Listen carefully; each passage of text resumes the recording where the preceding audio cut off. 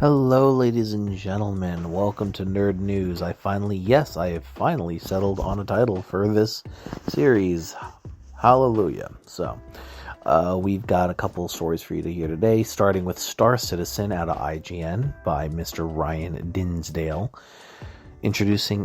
Star Citizen is introducing a 48 grand ship bundle, but only for players who have already spent $10,000 on the game. The Star Citizen developer Cloud Imperium Games is releasing a ship bundle for its controversial space simulator that costs an eye-watering $48,000. I want to be clear, ladies and gentlemen, that is a rock-solid down payment on a house for in-game ships. Now, I am not above paying for in-game accommodations. I play Elder Scrolls Online. I've got a notable home that cost me $80 to buy for an in-game home, but I'm still getting use out of that shit, and $80 is something that I can piss away and be comfortable and happy with that purchase, even as I'm sitting at the brink of destitution currently. Revealed on, but not $48,000. My meta would kill me.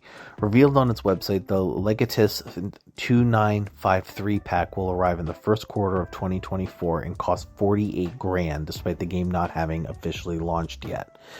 Ahead of all others, this definitive armada is an equal match to the notable title of Legatus Navium. The Legatus 2953 item page is comprised of over 175 vessels from every manufacturer of note. This perfect collection, including all of the ships released and concepted through 2953, empowers every fleet commander to forge a lasting legacy, leading humanity towards a brighter future. There's an update for yesterday at around 11:20 a.m., adding even more to the price. The Legatus pack seems to only be available to members of a certain tier of Star Citizen's Chairman's Club, which requires one spending 10 grand on other in-game items to achieve. But baffling as a 58k bundle may sound to outsiders, for existing fans of Star Citizen, this isn't much of a shock. Star Citizen has been selling high-priced Legatus bundles to its biggest spenders for years now, with each new year bringing it an unprecedented bundle, including even more ships and even higher price tag to account for them. The intention of the bundle, per Cloud Imperium back in 2018, isn't necessarily to be an individual purchase by just any old Joe. Instead, it's a package that players will use to deploy ships, items, etc. across organizations, corporations, and guilds, with many players effectively rolling over credit from buying cheaper prior bundles to get the new Legatus bundles for just a few $1,000s. IGN has reached out to Cloud Imperium for clarity on the bundle's pricing structure. Regardless, absolutely insane. Completely baffling. Buffoonerish even. But who am I to admonish some other people's fun? I enjoy Starfield for what it is. I play it for the escapism of its world when I am not cumbered down by its systems. People play Star Citizen because it feels like a universe that you people want to partake and experience. So who am I to admonish that? Meanwhile, City of Heroes, this is by GameSpot, written by George Yang. City of Heroes, in a dead and dying MMO, was revived years after shutdown with an original dev's blessing. NCSoft, the developer behind the MMORPG City of Heroes, has granted a license to its fans to host a resurrection version of the game on a private server called Homecoming. We'd like to thank you all for your patience over the past few years. We're incredibly thrilled to announce that it's paid off. NCSoft has officially granted Homecoming a license to host City of Heroes, said the Homecoming team in a statement. The Homecoming team has also assured the players' accounts and characters are safe and that development of new content will continue. Additionally, Homecoming will still be free and the game will be funded entirely by donations. Homecoming creators aren't required to pay any upfront or recurring license fees, but will increase their donation targets in order to save money in case something goes wrong. While NCSoft has given the green light for Homecoming, the developer can still request that the private server be shut down at any time. Additionally, development will continue to be closed source rather than open source. City of Heroes launched on PC in 2004 and ended its service in 2012. However, the source code was made available in 2019, which renewed interest in the game as players hosted it outside NCSoft's direct involvement. Honestly, I think I might end up giving it a shot. While I did try to play the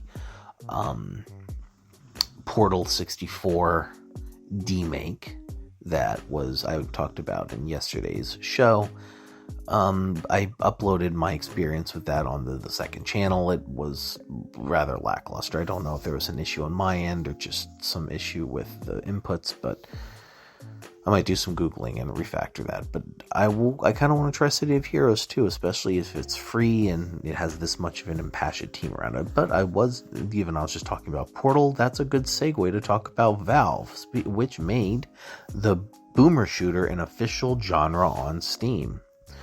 With literally thousands of games launching on Steam every year, it can sometimes be difficult to find the exact game you're looking for. This is an article from, again, GameSpot, written by Jason Finelli. The term, especially when games fall into a larger genre like first-person shooters, Valve made it easier for retro-minded shooter fans to find their next game, as the label boomer shooter has been added to Steam's database.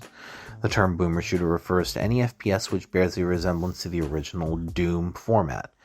Whether the game in question is an early 90s classic like Doom or a modern indie title like Turbo Overkill or Dusk. Dusk is excellent, by the way. Definitely go play it. As of this writing, a total of 64 games fall into the category, which includes Star Wars Dark Forces, Ion Fury, Warhammer 40k Boltgun, another excellent game, and more. The Tomb Boomer shooter became a running joke within the team behind the aforementioned Dusk, which launched in 2018. Andrew Holshit, who composed the music for Dusk and other similar games like HIMediaTV and Proteus, said on Twitter that the team saw it being used to describe the original Doom, so they ran with it because they thought it was funny. The Boomer Shooter label is now active on Steam, along with its own separate page for easy access to each game, along with titles mentioned above. The page also lists a handful of upcoming titles, which include Agent 64, Spies Never Die, a tribute to the retro FPS GoldenEye 64, and Mouse, which pulls from the now public Steamboat Willie era of Mickey Mouse. I will say that Agent 64, I'm surprised that still hasn't come out. I remember reacting to that during the Game Awards 2 years ago. So, needless to say, I'm hoping that comes out rather soon. But on that note, ladies and gentlemen, thank you so much for listening. This has been Nerd News. I appreciate you, your time, your listenership. If you're listening on a podcast, please feel free to stick around for the post rolls. They help out the show. And if you're watching /listening on YouTube, let me know what you guys think about any of today's stories down in the comment sections below. And if you've got the wherewithal, like the show and maybe drop a sub if you're not already. Have a wonderful rest of your day, and we'll see you guys next time. I apologize for the snores in the background. The beagle is right next to me. Pass the fuck out. Have a nice night, y'all.